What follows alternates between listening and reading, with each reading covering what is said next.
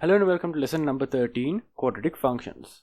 We already talked about quadratics back in lesson number 7, polynomials, but now we are going to expand on them further and discuss them in further detail.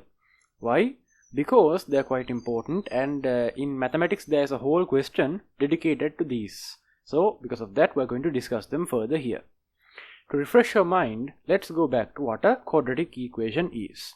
So a quadratic function is any function fx which is of the form ax squared plus bx plus c for some a, b and c which are elements of the real numbers such that a is not equal to 0.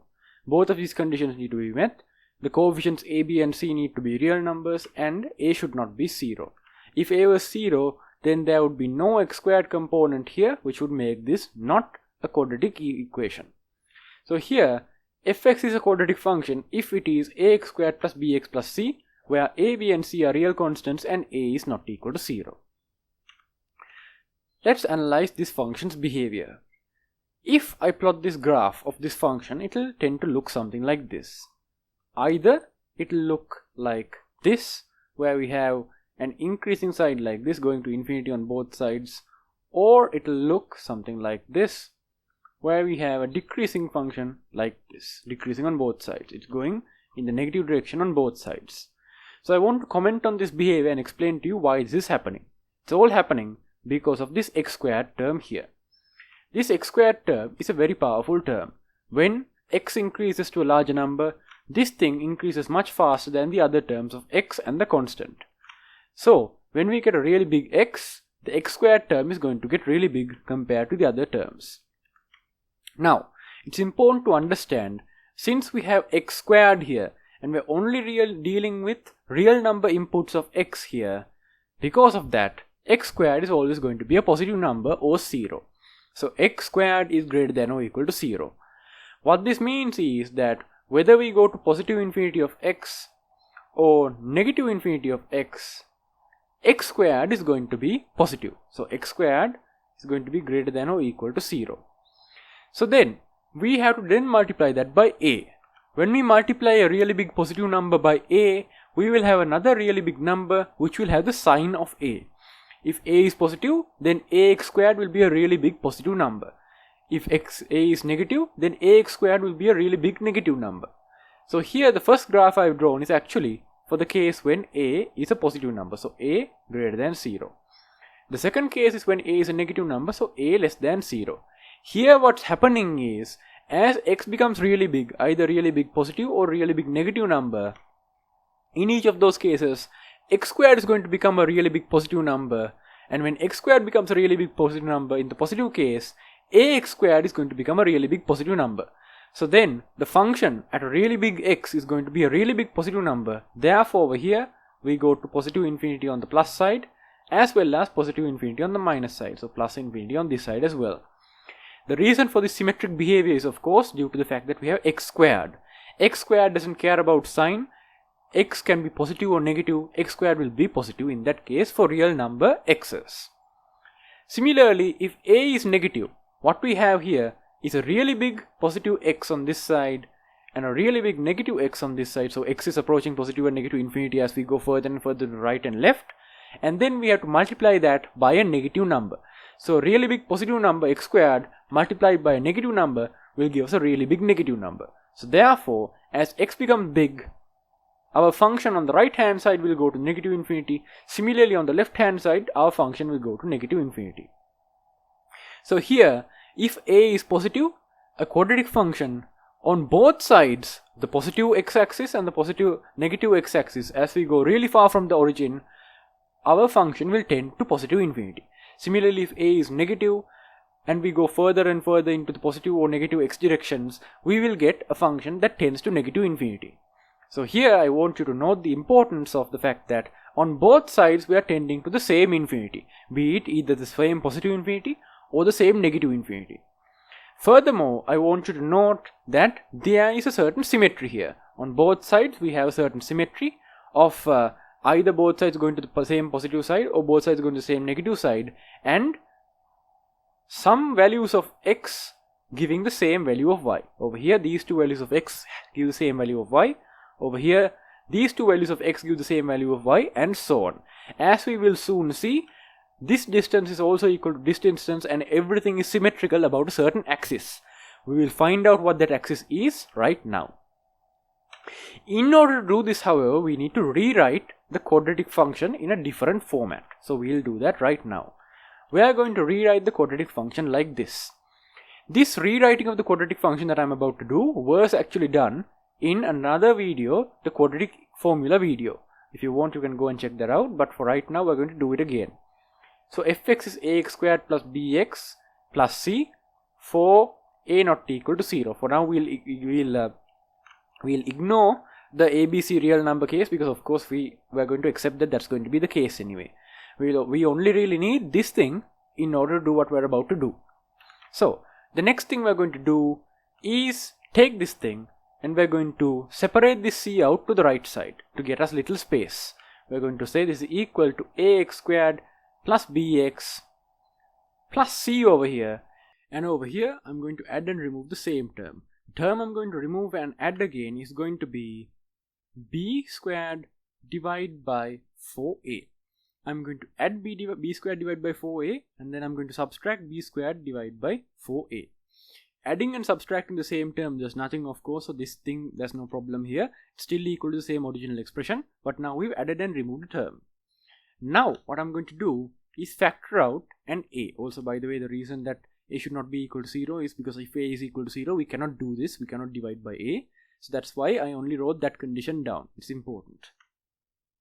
If we factor out an a here, we have a times x squared plus b divided by ax plus b squared divided by 4a squared, which I can write as b divided by 2a squared.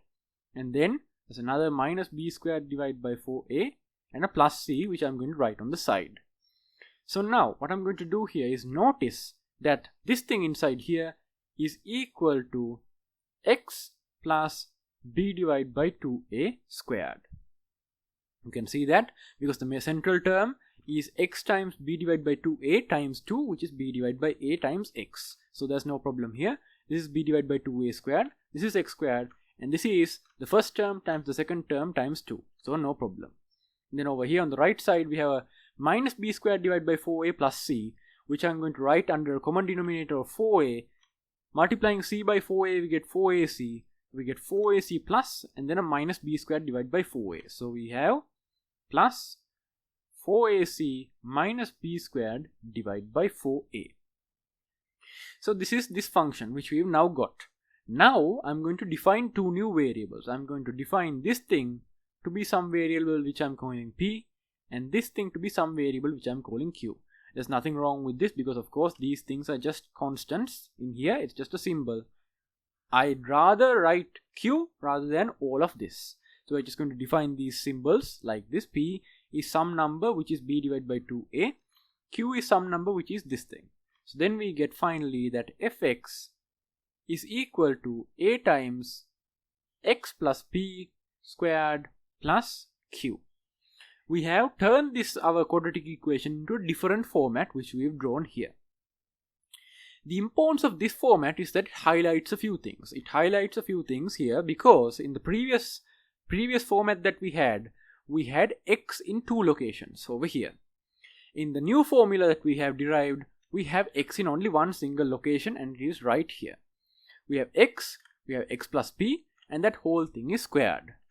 The important thing that we're trying to notice with this format, which I'm going to write in the next page because we need to actually write a bunch of stuff as well. So fx is equal to a times x plus p squared plus q, where a is what it is, p is b divided by 2a, and q is this expression here.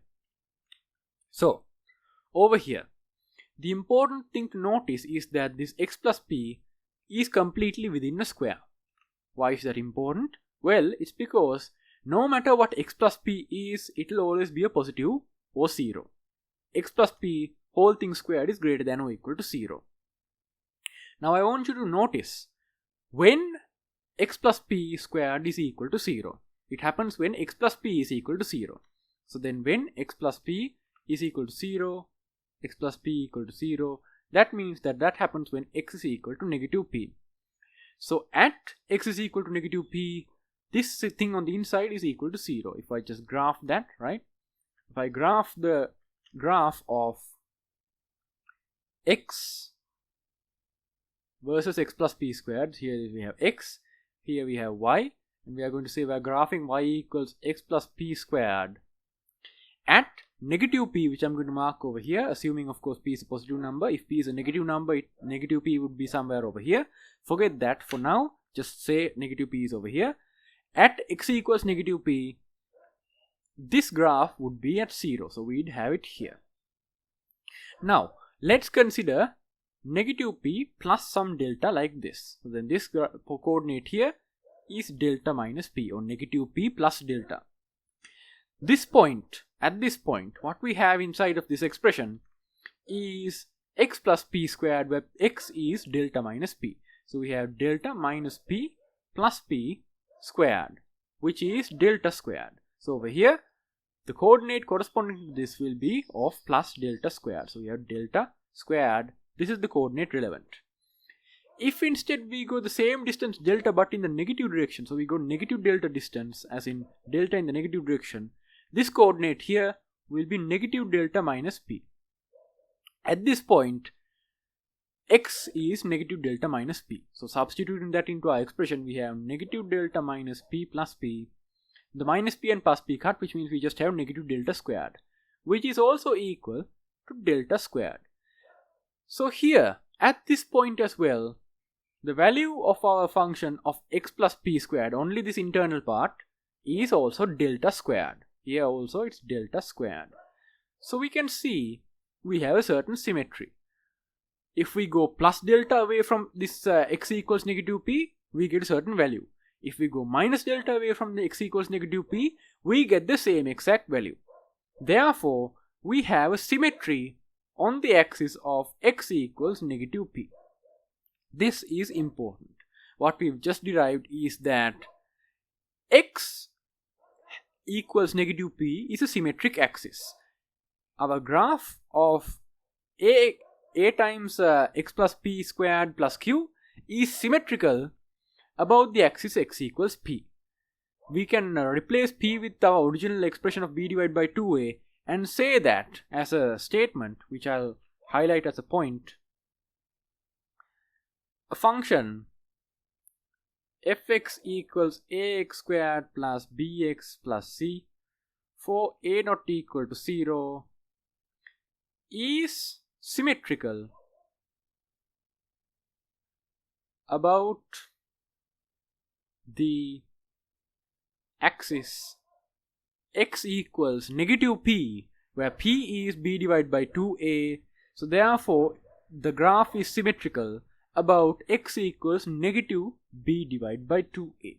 So if ever you have a quadratic and you want to find what axis around which the graph is symmetrical, you can just take this value of b, take this value of a, substitute as negative b divided by 2a, and find that the graph is symmetrical about that point. This gives us another result. It gives us that the point where we have this thing, the internal thing, x plus p squared being equal to 0, is at the point of that x equals negative p. So now here I would like to direct your attention to the actual shape of graphs in order to give you another understanding and another bit of terminology. Any standard graph of a quadratic function will look either like this or like this. What we've just discovered, what we've just proven and wrote down as a theory, is that in either of these cases, the axis of symmetry, which I should have probably actually drawn this asymmetrical to the x-axis so that we have actual different looking axis of symmetry. Over here, this axis of symmetry here is at the point x equal to negative p. Same thing over here, I'll skew this also by certain distance in certain direction, just so to make it more clear. This axis of symmetry is at x equals negative p. Now recall over here, this kind of graph where both sides are going to positive infinity happens when a is greater than 0. This other kind of graph happens when a is less than 0. over here, the new terminology I'm going to introduce is what we call a local minimum and local maximum. Over here, this point, which is the lowest point in this graph, is the local minimum. On the other one, this point over here, which is the highest point in this graph, is a local maximum. Coincidentally here, because we're dealing with quadratics, this thing is also what we call a global minimum, and this thing over here is also what we call a global maximum. But for now, I'm not going to talk about global maximums and minimums, only local.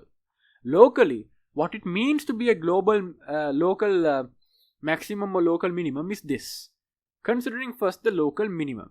The local minimum is the local minimum because if you look to its right side and its left side locally, all the points to its right and left seem higher than it.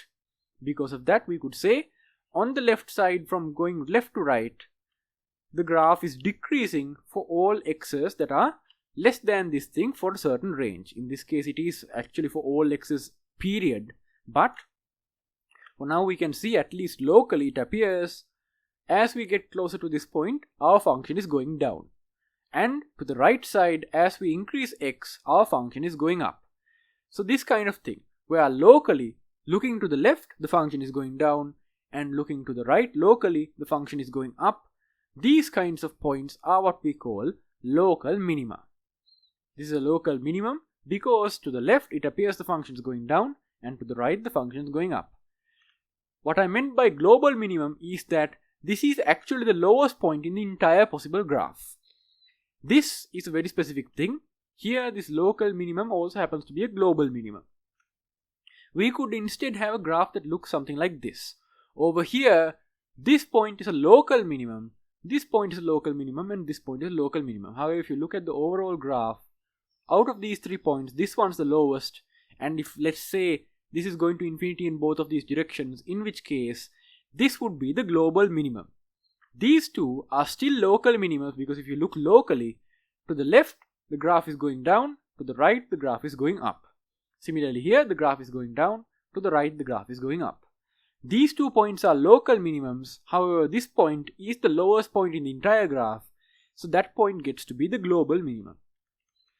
In a similar way, for this second graph over here, where a is less than 0, in this case, this point here happens to be a global maximum, but it's also a local maximum because locally, to the left the graph is going up and to the right the graph is going down. Again, if I illustrate some graph that is not having one single maximum, if we consider this graph here, let's assume to this side is going to negative infinity, this side also is going to negative infinity. Over here, there are 3 local maxima. They are this one, and this one. Out of these 3, the highest maximum is this one over here. So this is the global maximum. The other 2, however, are also local maxima because locally going up, going down, and going up, going down. So here it is important to understand in quadratics the maximum or minimum is in fact global as well, but for any graph generally, a local minimum is a point where to the left the graph is going down and to the right the graph is going up, and a local maximum is a point where the graph is going up to the left and down to the right. So that's what local minima and maxima are. For a quadratic, as I said, there is only one of these, and that's of course the global one as well. But the important thing here is that this global / local minimum or maximum happens on the axis of symmetry. Over here you can see at x equals negative p we have the local minimum for when a is greater than 0, and for the a less than 0 case, again the local maximum is occurring at the axis of symmetry. So we can say for fx equals ax squared plus bx plus c, and then of course a not equal to 0, the local maximum or minimum, it could be one or the other, we don't know the sign of a, but we can say it's one of them. I apologize for that spelling. Minimum is at x equals negative p. So no matter what a is, this is going to be the case. The local maximum minimum is going to exist at the point where x is equal to negative p. So that's the two interesting facts about the axis of symmetry that I wanted to talk about. And now that we've considered the axis of symmetry and its importance, let's move on to the other constant that we have here, which is Q. So we've already determined the importance of P. We of course know the importance of A. It determines whether our function explodes to positive infinity or negative infinity as x gets really big. Now let's explore what Q does. So regarding Q, the importance of Q is this. We had fx is equal to a times x plus p squared plus q. The importance of this is what happens when fx equals 0. Let's consider, actually we'll write that down as well. Consider what happens when fx is equal to 0. If fx is equal to 0, that means a times x plus p squared plus q is equal to 0. So now I'm actually going to substitute back what q was earlier because that's actually quite more handy than what we have. So I'm going to say q is 4ac minus b squared divided by 4a. So I'm going to substitute that in here and say that a times x plus p squared plus 4ac minus b squared divided by 4a equal to 0. Now some of you might be getting flashbacks of the quadratic formula, and that's because yes, this is exactly the quadratic formula that we're going to get to here. If you want to talk about that or learn about that or something, you can click this link over here in the top right leading to my video on the quadratic formula. So anyway, let's continue and try to solve this thing. If we take this term to the right hand side, we get that a times x plus p squared is equal to, I'm going to swap the two things on the top because of course that's what you do. Here we're going to have negative of this thing, which means we can swap these two. Negative times negative is positive and negative times positive is negative. So what we get when we take this to the right side is b squared minus 4ac squared minus 4ac divided by 4a. Now if I divide both sides by a, I get that x plus p squared is equal to p squared minus 4ac divided by 4a squared. Now here, I want you to direct your attention to this thing. The fact that on the left hand side, we have a real number of x plus p, and on the right side, we have a real number b squared minus 4ac divided by 4a squared. Over here, on the denominator, 4 is a positive number, and for whatever real number a is, a squared is also a positive number or 0. But remember, since we limited a to not be 0, a squared cannot be 0. So therefore, 4a squared is strictly a positive number. So 4a squared greater than 0. This means on the right hand side we have x plus p squared, which is greater than or equal to 0. And on the right side we have something divided by a positive number, which should also be equal to x plus p squared. So therefore, on the right side, b squared minus 4ac must be greater than or equal to 0. If x, for a real number x, this equation holds. Of course, there is no such thing saying that b squared minus 4ac must be greater than or equal to 0. In fact, if you choose certain a's, b's and c's, you can get b squared minus 4ac to be less than 0. The issue comes when you try to take the square root of both sides and find the actual values of x. If you do that, we get that x plus p is equal to the plus or minus square root of b squared minus 4ac divided by 4a squared, which is equal to the plus or minus square root of b squared minus 4ac divided by, now here, even if I put the absolute value of 4a squared square root, which is absolute value of 2a, or simply 2a, it won't make a difference because there's a plus or minus here. So I'm going to directly write 2a here. If you want any more justification for that, again, go back to the quadratic equation video, quadratic formula video, and learn why I can directly put 2a here and I don't have to distribute the square root and say the square root of b squared minus 4ac divided by the square root of 4a squared or something like this. I don't have to do this because of the reasons that are available in that video. So, continuing. Over here on the left hand side we have x plus p. On the right hand side we have some number and a square root of another number here. If this number is negative, then the square root of a negative number is what we are taking here.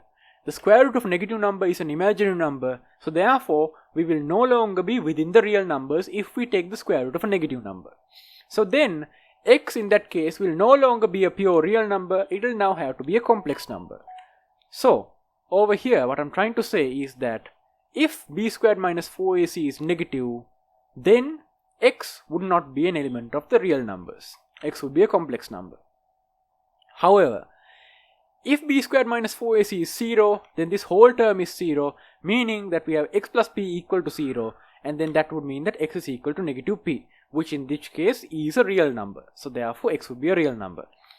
Or if b squared minus 4ac is positive, then what we're doing is taking the square root of a positive number, dividing by some number, and then adding another number. Here this and this are real numbers, and if we take that b squared minus 4ac is positive, its square root is also a real number. So we have 3 real numbers here, meaning that x would also end up being a real number. Due to this determination, due to this fact that depending on the sign of b squared minus 4ac we get different results, we call this thing here what the term discriminant. We write it with a delta. We call this thing here the discriminant, so we write that delta is equal to b squared minus 4ac. We call this special term here delta, and we say it is called the discriminant, I guess, because it discriminates between the real values of x if x has real values or if x has complex values. I'm not really sure, but delta is the symbol for it. So if you ever see delta in relation to quadratic equations, you know that delta in this case is referring to b squared minus 4ac, where b, a and c are their common symbols, the common meanings of ax squared minus b plus bx plus c. So here, depending on the sign of delta, different things happen. If delta is less than 0, then in that case x is going to be an element of the complex numbers, and there are 2 solutions for x. There is the x is equal to negative p plus the square root of delta divided by 2a and minus the square root of delta divided by 2a. So we can say here also there are 2 values of x. This is one important point. This is another important point. If delta is equal to 0, then we get something else. Firstly, if delta is equal to 0, then the square root of delta is also going to be equal to 0. That divided by any number that's not 0 is going to be 0. So here this whole term is 0. So then we have x plus p is equal to 0, meaning that x is equal to negative p. So here the solution is x is equal to negative p, and there is only one value of x. X is an element of the real numbers, and there is only one solution in this case. So if delta is equal to 0, there is only one solution for fx being equal to 0. Similarly, if delta is greater than 0, this is the most friendly case. In this case, we have just the square root of a positive number, which is some other positive number, divided by some number, so it's just some number, and then minus p. So then x is going to be a real number, x element of the real numbers, but there are 2 values of x that work here. So visualizing each of these in graphs, we will have something that looks like this. I'll draw it, but for now I want you to understand, if delta is negative, as a summary, if delta is negative, then we're going to have to take the square root of a negative number, meaning that x is going to be a complex number, and because delta is not 0, there are going to be 2 values of x for which this will work. If delta is equal to 0, it means we're taking the square root of 0 and then dividing it by some non-zero number and then subtracting p, which means we get a single value of x equal to negative p, and x is an element of the real numbers because p is an element of the real numbers. And if delta is greater than 0, what this means is that we are taking the square root of a positive number and then dividing it by some number. We have to do a plus or minus that, which means there are 2 values, the plus case and the minus case, and then x is going to be a real number. So x is going to be a real number here, but there are going to be 2 values of x for which this situation works. Illustrating this in a graph. Let's first consider the case where a is greater than 0, i.e. the graph goes to infinity on both sides. In this case, if we draw a graph of the first case where delta is less than 0, what this means is that the x's for which the graph cuts the x-axis, or the x's for which fx is equal to 0, do not exist within the real numbers.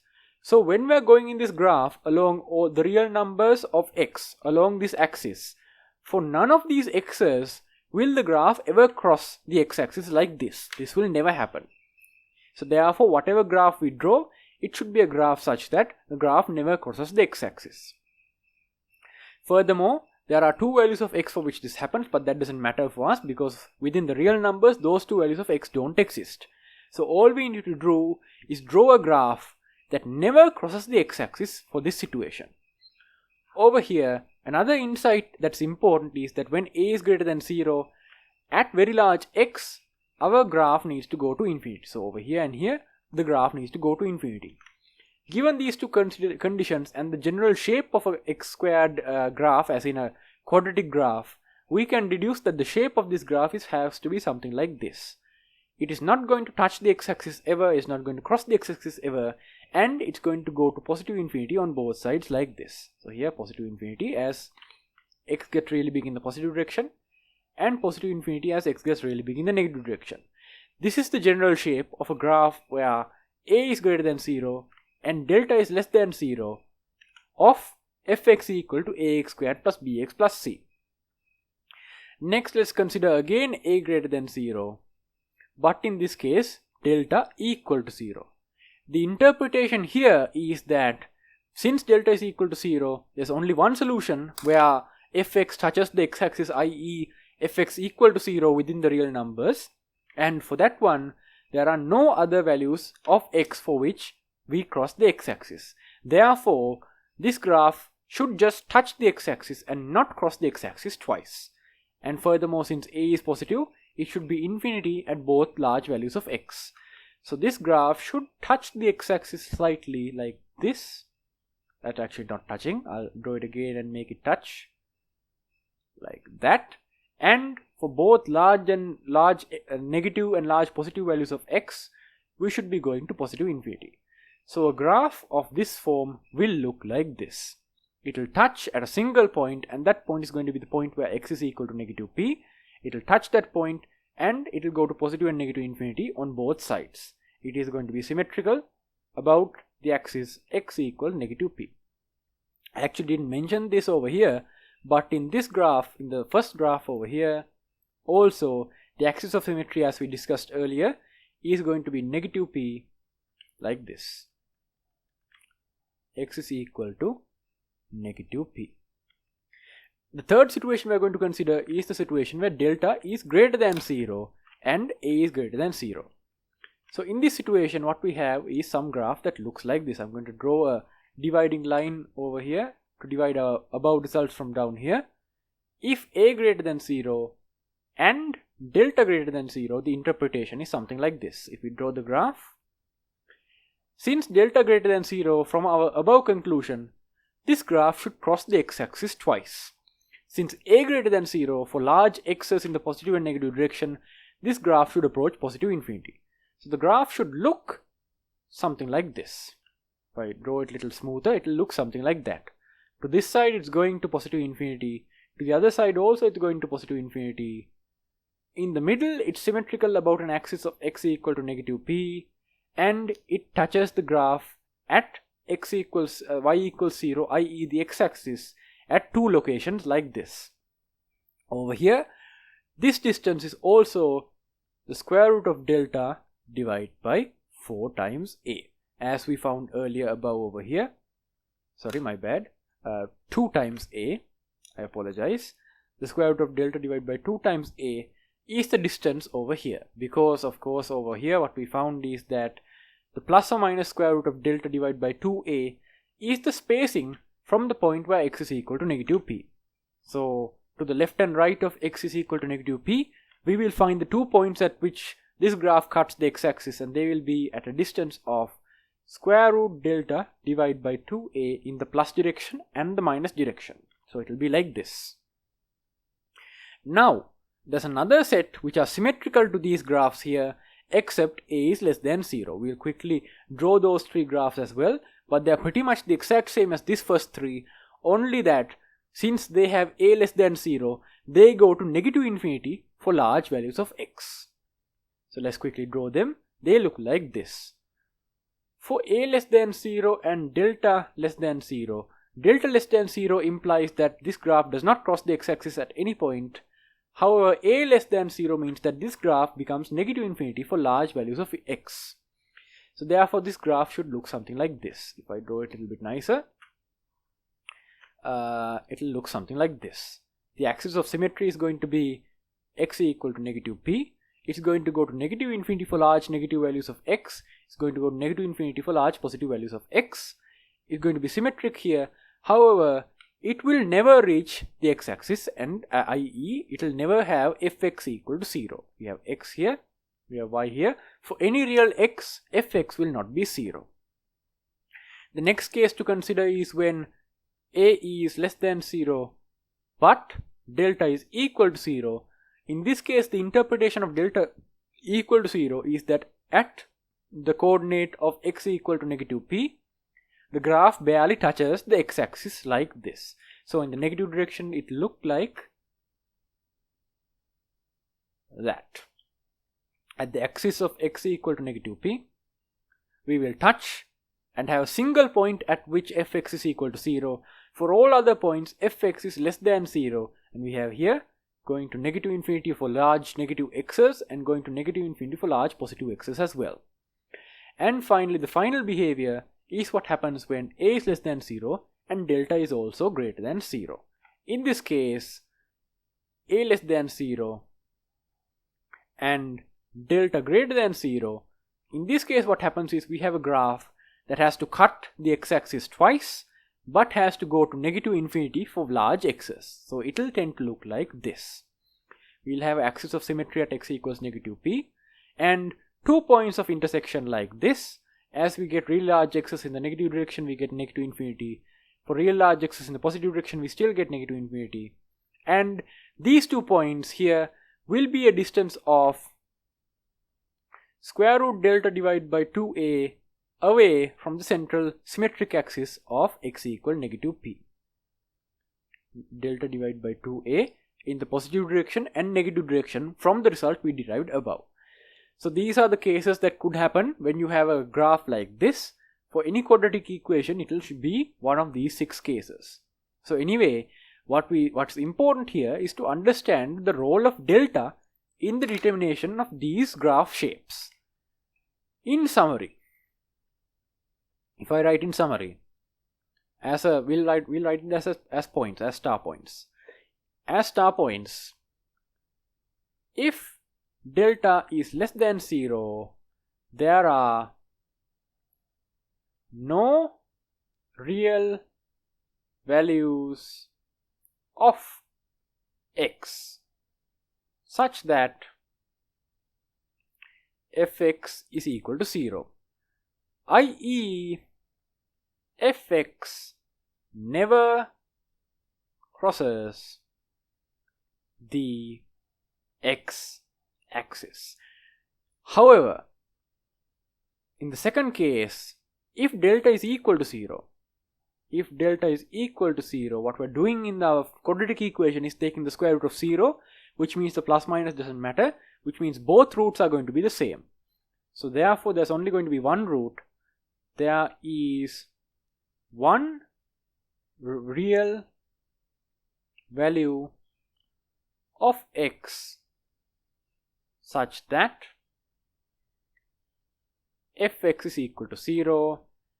So fx touches, it's not how you spell touches, touchs, touches the x-axis, but because there's no 2 values of x for which fx is equal to 0, it does not cross. So but does not cross it.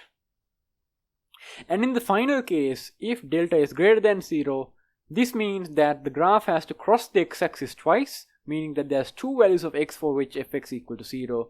So therefore we can write that if delta greater than 0, there are two real values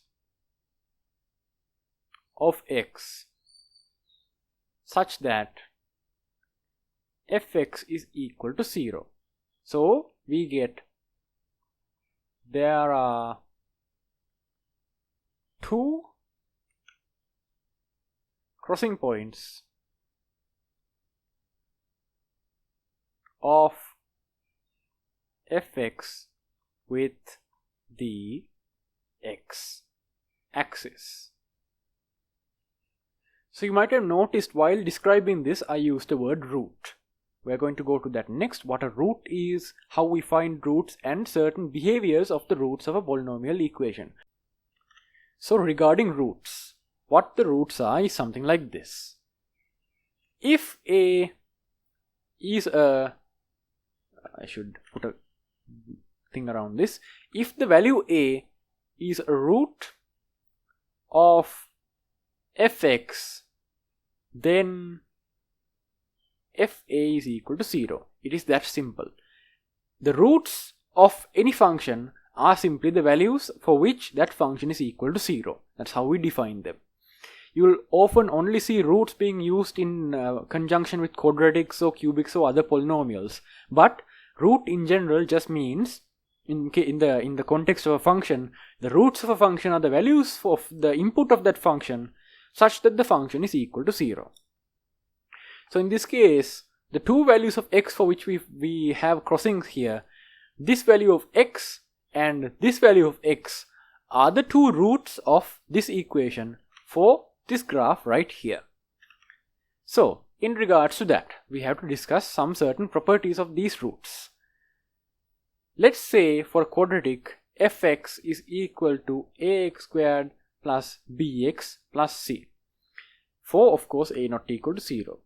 In this case, let's say there are two roots. It is possible of course for those two roots to be overlapping and be the same root, but in general there will be two roots.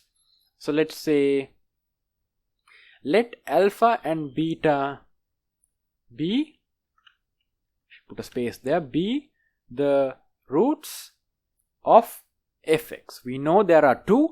It is possible that the two overlap. For example, if we have fx equal to x minus 1 squared, the two values of x for which this thing is going to be equal to 0 are x equals 1 and x equals 1, which are the same exact root repeated twice, but in general a quadratic equation will have two roots. So considering that over here, if alpha and beta are the two roots of fx, what we mean by this in the simplest form is that f of alpha is equal to 0 and f of beta is equal to 0. Now, I'm going to take you back to lesson number 7, polynomials. You can click that link in the top right if you want, if you don't remember this. But recall, if f of anything is equal to 0, we had something called the factor theorem, stating that if f of anything is equal to 0, then x minus that value is a factor of that function. So here, x minus alpha is a factor of fx. Similarly, x minus beta is a factor of fx. If you don't remember this, go back to that video, lesson number 7, polynomials, where I discussed the factor theorem. So here I hope you can agree that x minus alpha is a factor of fx and so is x minus beta. In this case, if this is the case, that means that fx is equal to x minus alpha times something else. What's that something else? Well, since x minus beta is also a factor of fx, we need to have x minus beta in here as well. And then there is some other function which we don't know, so I'm going to label it g of x. Right now we're going to make a little observation here. I'm actually going to substitute what fx is on the left side and we're going to make this observation. So on the left side, fx is ax squared plus bx plus c. And I'm going to replace this equal sign with an identical sign because this has to be true for all values of x. So ax squared plus bx plus c has to be identical to x minus alpha times x minus beta times some other factor which I don't know, which is gx. This must be the case. We're going to now do an observation here, and again this is again deriving from polynomials lesson, so if you haven't watched that, I highly recommend you watch that. Please go watch it and come back. So here, if we look at the order of the left side, the order of the left side is order 2 because the highest power is squared. Over here, this is order 1 because the highest power is x to the 1 or just x. Over here, this thing also is order 1 and this thing is unknown order currently. However, these three functions multiplied together need to give us this function here, which is order 2. Recall that when you multiply polynomials, their orders add up. So if this thing is order k, then 2 must be equal to 1 plus 1 plus k. If 2 is equal to 1 plus 1 plus k, that means that 2 is equal to 2 plus k, meaning that k is equal to 0. So therefore, this function here must be order 0. So this is order 0. If gx is order 0, then gx must be some constant. We don't know what the constant is, but gx is some constant. So therefore, from this we can conclude that gx must be equal to some constant, let's say d, for some d element of the real numbers for now. So given this, let's try and figure out what d is. We can easily do that, of course, by just considering the x squared terms. Since the left side and right side polynomials are identical to each other, what we have is that ax squared plus bx plus c is identical to, in this case, gx is d, so replacing that we have d times x minus alpha times x minus beta.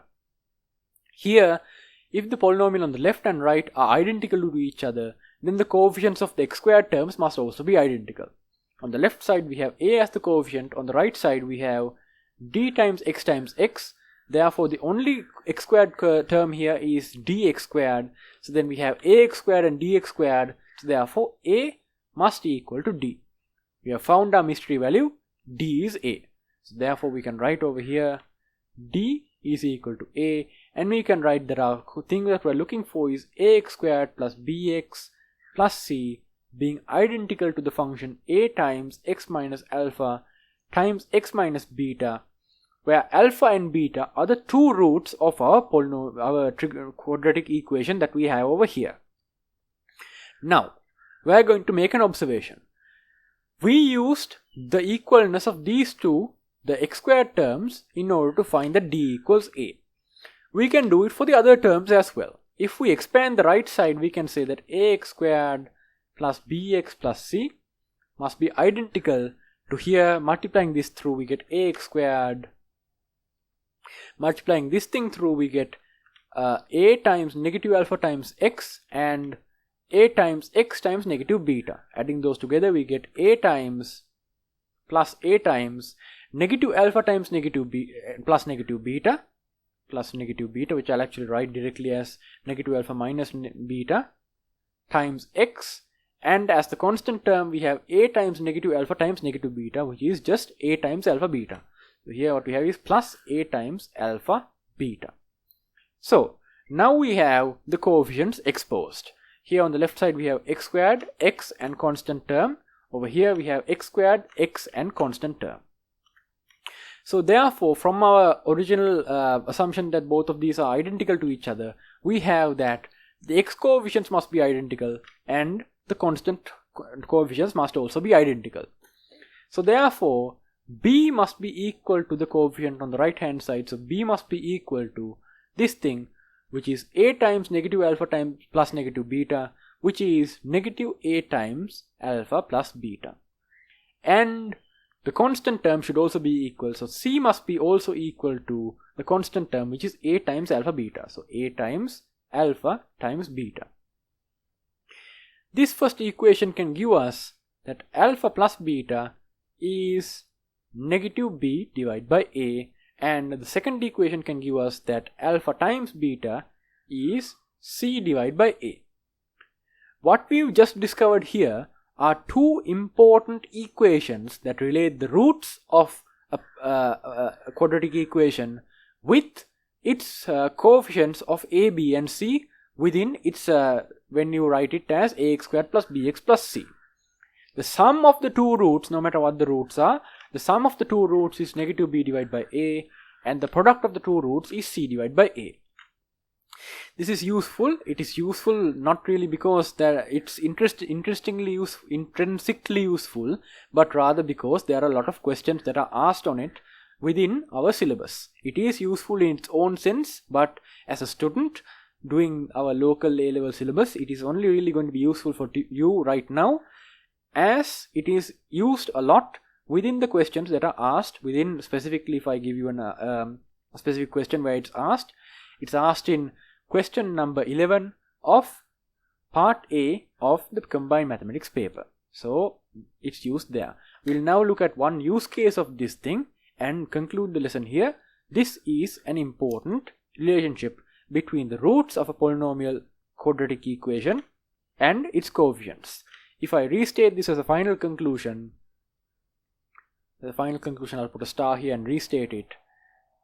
If fx equals ax squared plus bx plus c for a not equal to 0 has roots alpha comma beta, then alpha plus beta is equal to negative b divided by a, and alpha times beta, alpha times beta is equal to c divided by a.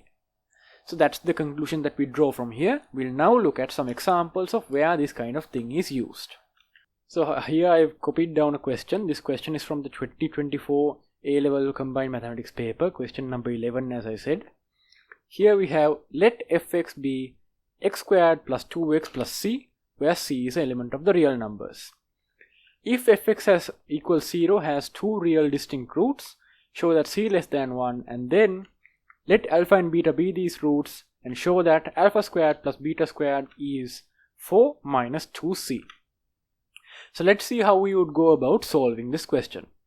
The first important point is that if fx equals 0 has two real distinct roots. The importance here are the two real and distinct roots part. Here we need to have two roots.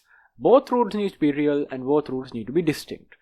So for the first thing, if the two roots are real, then either delta equal to 0 or delta greater than 0, because recall, if delta was less than 0, then the two roots that we get are imaginary.